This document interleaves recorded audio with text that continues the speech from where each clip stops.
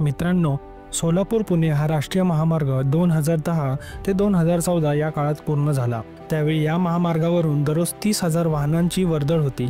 डिसेंबर 2024 अखेर या महामार्गावरील वाहनांची दररोजची संख्या 42,000वर पोहोचली आहे। वाहनांची वर्दळ वाढल्याने अपघातही वाढल्याचे चित्र आहे। महामार्गाची लेन वाढीच्या निष्कर्षानुसार 60,000 वाहने दररोज ये जा करत असल्यास सोलापूर पुणे महामार्ग 6 पदरी होणार आहे। आणखी 2-3 वर्षांनंतर हा महामार्ग 6 पदरी होईल असेही NHAIच्या वरिष्ठ अधिकाऱ्यांनी सांगितले। सोलापूर जिल्ह्यात रस्ते अपघातात दररोज सरासरी 2 जणांचा मृत्यू होतोय।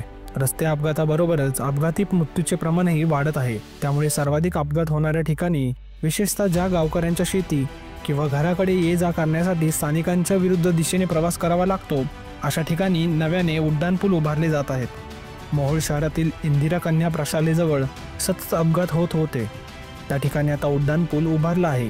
अशा प्रकारे आता अर्जुन सोनजवळ काम सुरू झाले असून पुढे हा उड्डाणपूल लांबोटी चंदननगर पुलापर्यंत असणार आहे। त्यासाठी साधारणतः 19 कोटी रुपयांचा खर्च केला जात असून एका वर्षात काम पूर्ण करण्याचे नियोजन आहे। दुसरीकडे अनगर पाटीजवळील उड्डाणपुलासाठी 45 कोटींचा खर्च अपेक्षित असून त्याचेही काम डिसेंबर 2025 पूर्वी होणार आहे। सावळेश्वर जवळील उड्डाणपुलासाठी 30 कोटींचा खर्च अपेक्षित असून मंजुरीसाठी त्याचा प्रस्ताव प्राधिकरणाला पाठवण्यात आला आहे। अंतिम मंजुरीनंतर याही पुलाचे काम सुरू होईल। सोलापूर पुणे महामार्ग 6 पदरी करताना फार भूसंपादनाची गरज भासणार नाही असेही अधिकाऱ्यांनी सांगितले।